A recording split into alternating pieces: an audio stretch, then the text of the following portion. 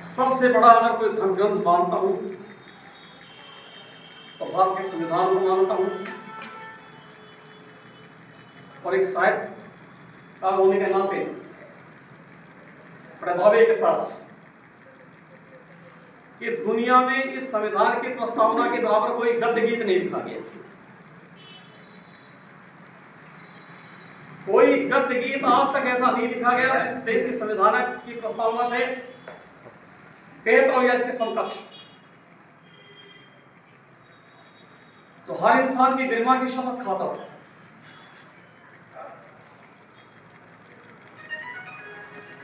जब ब्रिटिश साम्राज्य का सूर्य अस्त होने जा रहा था, लगभग 50 देश 1950 के आसपास आजाद हुए। केवल भारत देश एक ऐसा था जो बाबा साहब की अगुवाई में केवल 2 साल 11 महीने और 18 दिन में एक अकेले अपने दम पर संविधान के ड्राफ्ट कमेटी में जहां 7 मेंबर थे, 2 कभी दिल्ली आए नहीं, एक के पास बीमारी का बहाना रहा, 2 विदेश चले गए। अब आप एक अंदाजा लगाइए कि जिनके ऊपर इतना बड़ा दायित्व डाला गया था, वो देश के संविधान निर्माण की सभा में आए नहीं। कोई संज्ञा है आपके पास? लेकिन बावजूद इसके बाबा साहब ने उसका निर्वहन किया। 300 के आसपास संविधान सभा में सदस्य थे और 300 सदस्यों को एक ट्विटर की तरह पढ़ा करके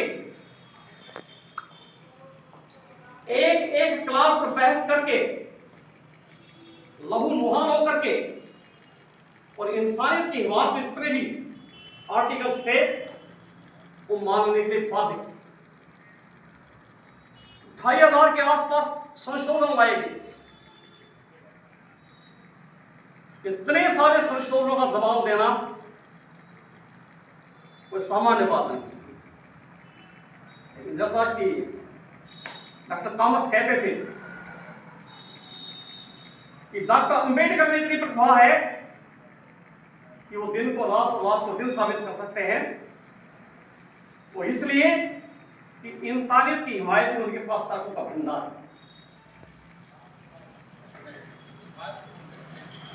अमेरिका आजाद हुआ 1779 में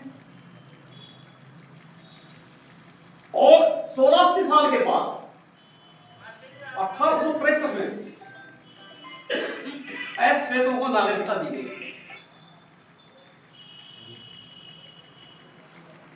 84 साल के बाद अश्वेतों को नागरिकता दी गई 1920 में, जब अब्राहम लिंकन वहां के राष्ट्रपति बने।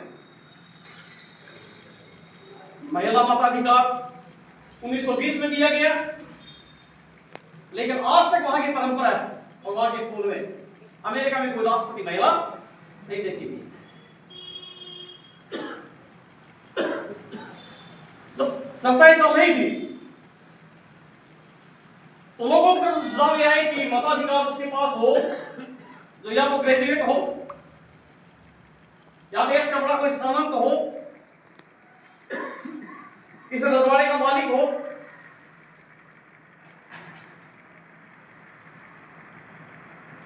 एक डंके की चोट इस विश्व के इतिहास में सबसे पहली बार आम आदमी को मताधिकार दिया तो डॉक्टर भीमराव अंबेडकर ने।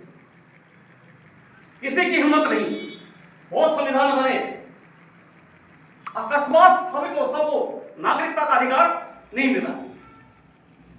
एक अंबेडकर ने पहली बार नागरिकता का अधिकार एक डंके की चोट संविधान में पहली बार दिया। और जो संविधान ये मताधिकार दे करके जो अपने घर आकर के वायलिन बजा रहे थे तो कहने के बाबा साहब बहुत खुश दिखाई पड़ते हो कि हाँ, आज मैंने हर आदमी को, चाहे वो देश का राष्ट्रपति हो चाहे एक सामान्य आदमी हो, सबको मैंने एक मत पला करके खड़ा कर दिया, एक वैल्यू बना करके खड़ा कर दिया। किसी के मत का ना 10 मोल है ना किसी का 1 मोल है। मनु को भी वही आजादी है जो अम्बेडकर को आजादी है, जो अम्बेडकर को आजादी है वही मनु को आजादी है। किसी के साथ कोई भेदभाव नहीं हो। इतना बड़ा संविधान, इसलिए इस देश के संविधान की जो प्रस्तावना है, मेरे साथी मेरे विद्यार्थी जानते हूं, मैंने बीएड कॉलेज में रहते हुए एक पीरियड को लेता था। मेरी क्लास में केवल भाई आएगा जिसको इस देश के संविधान की प्रस्तावना याद होगी, क्योंकि मैं जो लेक्चर शुरू करूंगा वो देश के संविधान की प्रस्तावना से शुरू करूंगा, अंत करूंगा तो उसी से करूंगा। पहला ही we the people of India, हम भारत के लोग। क्या प्रधानमंत्री की बात है यहाँ, राष्ट्रपति की बात है यहाँ, सुप्रीम कोर्ट की बात है यहाँ। केवल और केवल अगर पहली ताकत किसी में दी गई है, all the power is vested in the people. सारी की सारी शक्ति जो समाहित है वो इस देश की जनता में समाहित, और किसी में समाहित नहीं।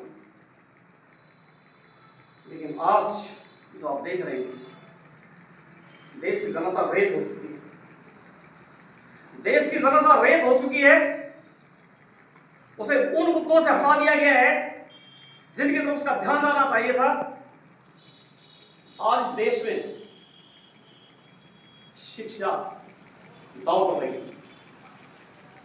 रोजगार दांव पे लगा, स्वास्थ्य दांव पे लगा। जिस देश में 2 लाख स्कूल बंद हो जाए और कोई चर्चा नहीं हो, पढ़े लिखों में कोई चर्चा नहीं हो। कल रोशन जी गए थे, मुझे वहां मुख्य वक्ता के रूप में बुलाया गया था। मैं इसलिए नहीं गया कि आपके 4 एमएलए ये बेदक जाएंगे अगर कोई बात करूंगा तो। मुझे रहने दीजिए, मैं बात नहीं कहना चाहता। हो सकता है आप सब रुष्ट हो जाएंगे, क्योंकि मुझे तो आगे पीछे ये कभी न कभी गिरफ्त मिले ही लेंगे, तो मुझे इस बात कोई परवाह नहीं। लेकिन आप हो जाए फिर आपसे रुष्ट हो जाएंगे, इसलिए उस सभा में शामिल नहीं हुआ। रोशन ने भेज दी गाड़ी, मैं गया नहीं, नहीं जा रहा। तो जगह जगह हम इस प्रकार का वो करते हैं। तो महानुभाव, संविधान काम क्या आता है, क्यों बना संविधान?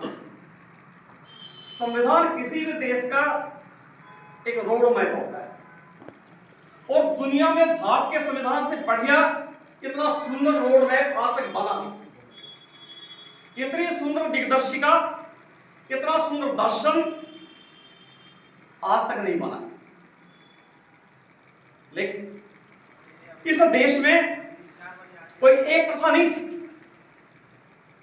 देश को एक लाइन पर लाने के लिए एक तरफ 366 600 के आसपास रियासत है, और इतनी सारी परिपाटियां, कहीं मिताक्षरा है, कहीं दाय भाग है, उत्तराधिकार के नियम कहीं के बारे कहीं है, कहीं कुछ है, कहीं शादियां विवाह। आज तक कोई यूनिफॉर्म सिविल कोड नहीं है, कर ही नहीं सकते। दक्षिण में चले जाए, वह भांजी के साथ शादी करना बहुत पवित्र समझते हैं। अगर यहां कोई ये बात करे तो आप उसको जान से मार दो।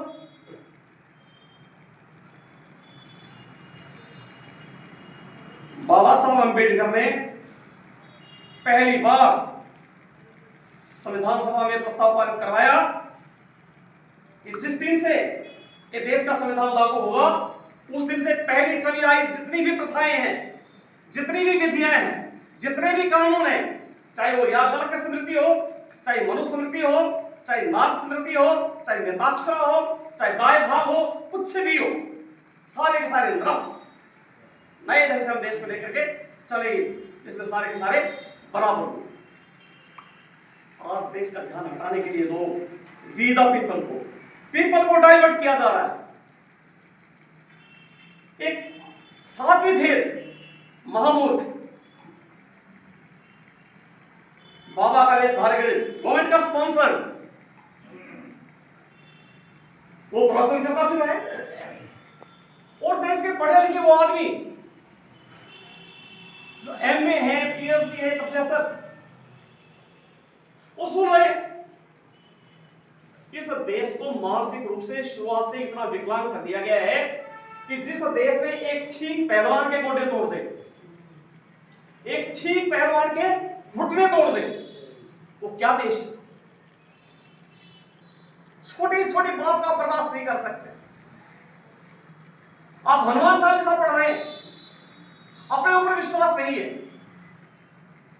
मानसिक रूप से इस देश को विकलांग कर रखा था और ये मेंटली हैंडीकैप्ड यानी पब्लिक अब पूरी तरह से डाइवर्ट कर दी गई। आप उस अधिकार की जब बात करते हैं तो उससे पहले ही आपको अलग कर दिया गया, कई जाति के लाइन पर अलग कर दिया गया। अभी बात चल रही थी आरक्षण की बात चल रही, डीएससी की बात चल रही। गांव मेरा कानपुर है, लगभग 250 घर हैं भाड़क बरादरी के। If someone is sitting there, है कोई हो? 250 में से 2.5 लड़के जो है ग्रेजुएट थे।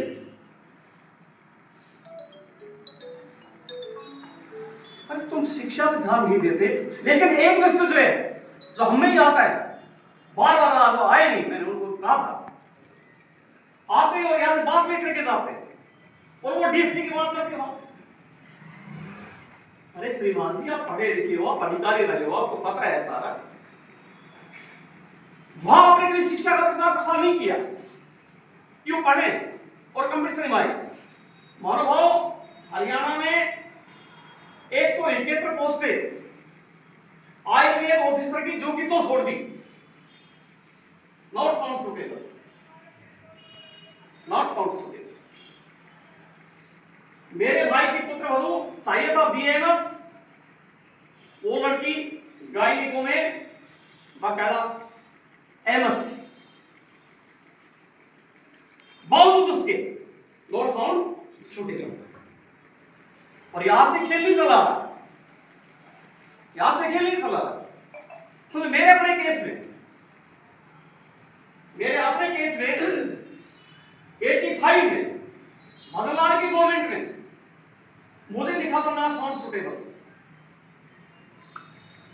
तब न्यायालय में थोड़ा सा न्याय बचा, हाई कोर्ट गया, हाई कोर्ट में हारा, सुप्रीम कोर्ट में जाकर के और मिस्टर उमेश बिश्नोई इस वक्त पब्लिक सर्विस कमीशन के चेयरमैन होते और फिर दोबारा एंट्री हुआ, then I place at the first position. अरे अब तक मैं कहीं नहीं था फर्स्ट पोजीशन पे, 5 पोस्टें थी और मैं एक अकेला कैंडिडेट था और मुझे रिजेक्ट कर दिया। यह आज की मनोवृत्ति नहीं है, यह सदा से इनकी मनोवृत्ति यही चली आ रही है। मैं कहना ही चाहता हूं कि आप जालू पूछिए, आपके जिन नुमाइंदों से आप बात करते हैं तो बाबा साहब इसीलिए पछताए थे। एक ही तो लड़ाई बाबा साहब हार गए, सब कुछ करके वो लड़ाई हार गए, गली में वो लड़ाई हरवा दी, झूठा आंदोलन करके कि सेपरेट इलेक्टेड नहीं थे।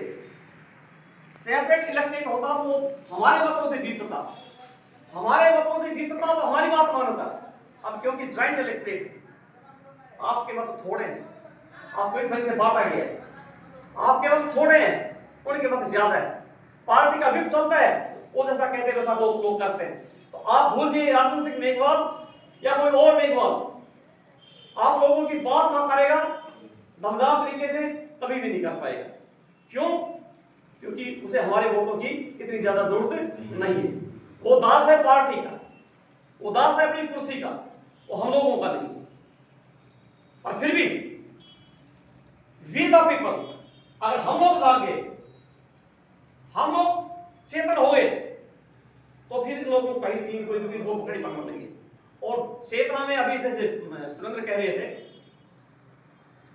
कि आपको एक ही शरण में जाना है, और वो बुद्धम शरणम गच्छामि, संघम शरणम गच्छामि, धम्मम शरणम गच्छामि।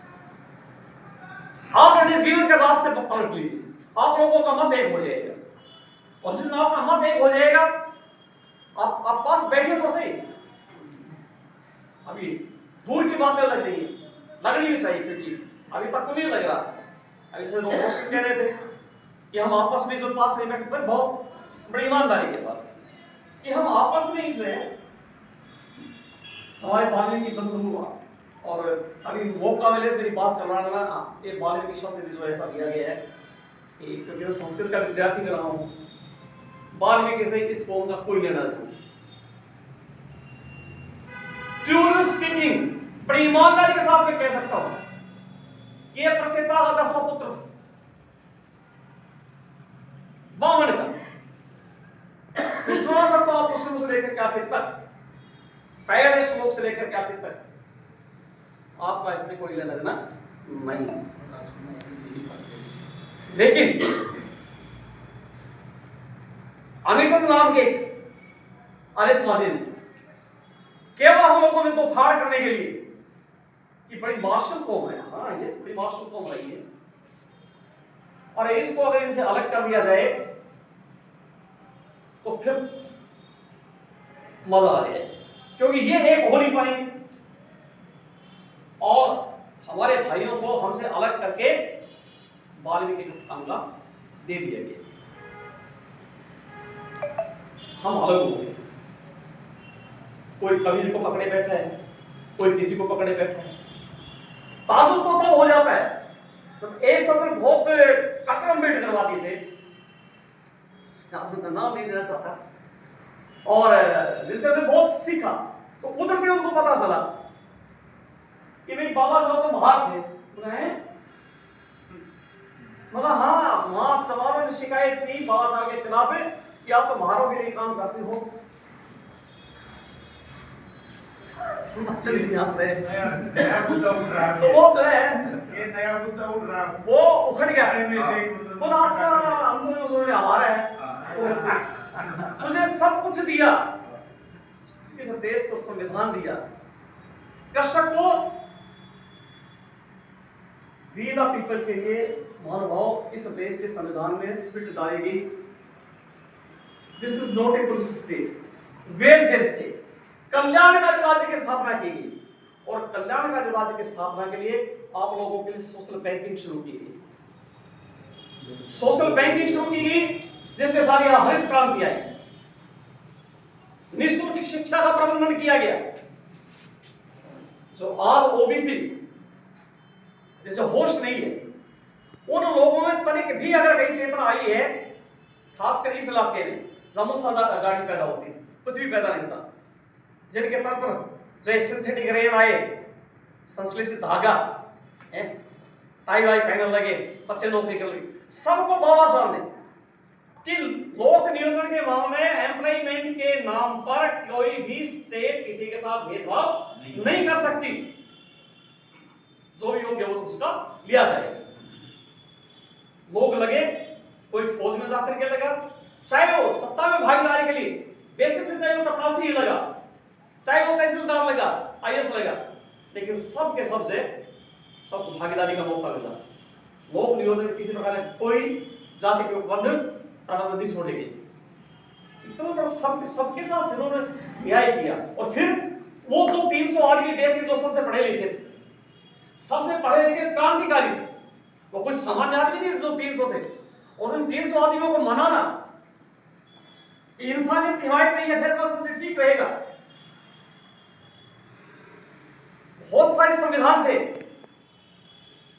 कोई आप संविधानों को पढ़ करके आप ये नहीं कर सकते उसकी एक खिचड़ी बना करके से लागू कर देंगे। इस देश की मूल प्रकृति से क्या बात मेल खाती है या नहीं खाती है, ये भारत के आबो हवा के अनुकूल ये बात पड़ेगी या नहीं पड़ेगी, आप चले नहीं, या जो आप अमेरिका में जाते हैं तो प्रेसिडेंशियल फॉर्म ऑफ गवर्नमेंट है, डेमोक्रेसी तो भाग है, देश का सबसे पुराना लोकतंत्र है।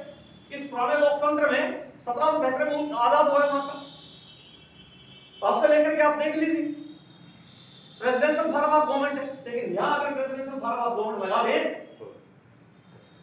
अरे अभी नहीं टिकने दे रहे। आप देख रहे दक्षिण एशिया की ये नेचर है, दक्षिण एशिया में किसी व्यक्ति के हाथ में अगर एक बार पावर आ गई तो निचोड़ कर रख देगा कि मूल यहां की आबोहवा से मेल खाट नहीं खाता। प्रेसिडेंशियल फॉर्म ऑफ गवर्नमेंट यहां से तो फिर पार्लियामेंट फॉर्म ऑफ गवर्नमेंट लागू होना चाहिए। तो फिर स्टेट हेड वैसे हो जाएगा जैसे इंग्लैंड में हमारा नहीं है, हाथ में कुछ नहीं, सरकार जैसा कहेगी वैसा हम चलेंगे, कुछ बंदों के हाथ में होंगे, तो थोड़ी सी पावर उनको दे देगी। तो बाबा साहब ने सारे संविधान पढ़ करके, और जिस बी एन राव साहब की बात करें, B N Rao was merely an assistant,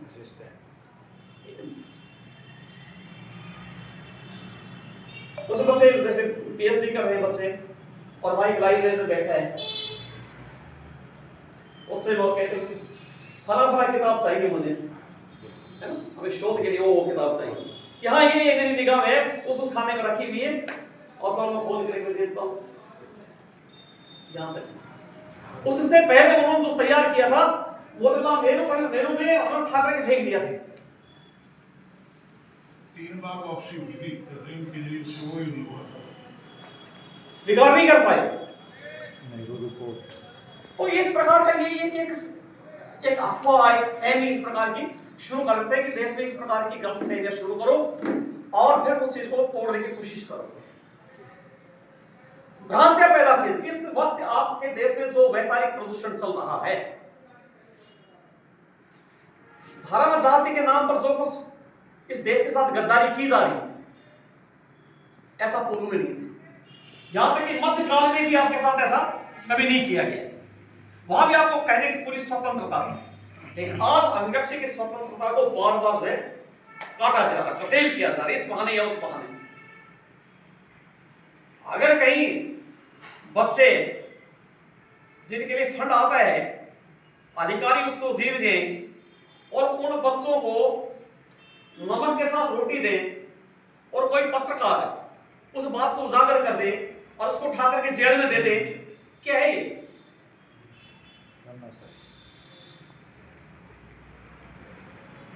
आप कह नहीं सकते, लेकिन हताश होने की भी आवश्यकता नहीं।